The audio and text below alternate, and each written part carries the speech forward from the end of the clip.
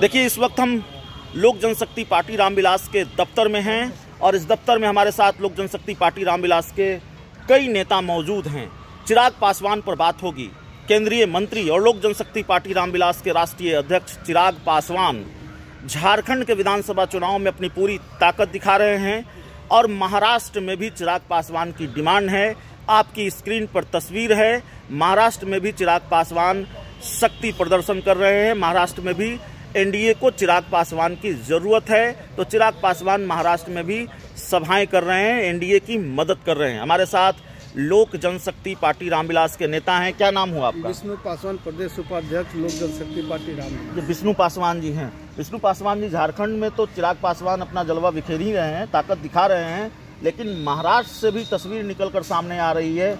महाराष्ट्र में भी पूरी ताकत दिखा रहे हैं चिराग पासवान। देखिए, हमारे ऐसे अनमोल नेता हैं, ऐसे हीरा जवाहरात से भी बढ़ के चिराग पासवान है कि महाराष्ट्र क्या, वो समूचे देश के नेता हैं और देश भर के लोगों ने काफ़ी सराहा है चिराग पासवान जी को। और चिराग पासवान जी भारत का भविष्य है, तो देश में उनकी ज़रूरत है और अपना पार्टी का विस्तार करने में लगे हैं। झारखंड की एक सीट पर तेजस्वी यादव से मुकाबला है, क्या होगा चतरा में?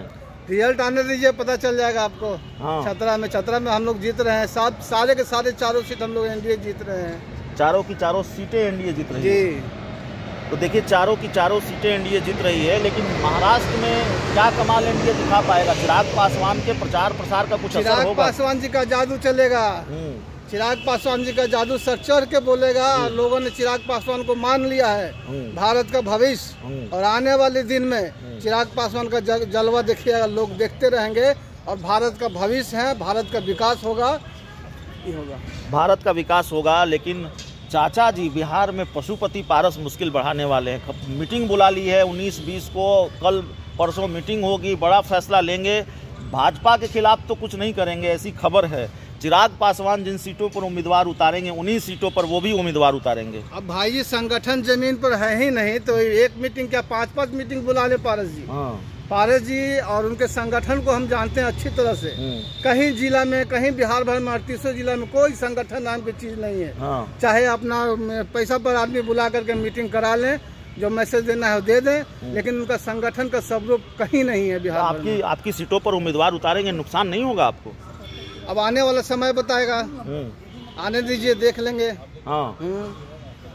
बिहार में विधान परिषद की सीट पर भी उपचुनाव हो रहा है। कहाँ खड़े हैं? एलजेपी कहाँ खड़ी है? एनडीए के साथ कि निर्दलीय राकेश रोशन के साथ? नहीं, राकेश रोशन का साथ तो सवाल ही नहीं है। हम लोग एनडीए के साथ है और एनडीए विधान परिषद के चुनाव में लोक जनशक्ति पार्टी रामविलास के पूरे कद्दावर नेता से लेकर पंचायत स्तर तक के नेता लगे हुए हैं एनडीए के प्रत्याशी को विजय दिलाने में। मांझी जी से कहा खिसियाए हैं चिराग जी, इमामगंज नहीं गए, बड़ी चर्चा है। नहीं, ऐसा है कि सब जगह तो राष्ट्रीय अध्यक्ष जा ही रहे हैं, समयाभाव के कारण नहीं जा सके हैं। रामगढ़ भी नहीं जा सके हैं, बेलागंज के बगल में था इमामगंज। हाँ, ठीक है, व्यस्तता रहने के कारण वहाँ नहीं पहुँच सके हैं, लेकिन पूरा बेलागंज की सीट पर भी हमारा लोजपा रामविलास के कार्यकर्ता अडिग है और प्रत्याशी को जिताने के लिए एकदम संकल्पित है। चलिए, तो हमारे साथ पार्टी के प्रदेश उपाध्यक्ष थे। इस पूरी रिपोर्ट में इतना ही। बहुत बहुत धन्यवाद।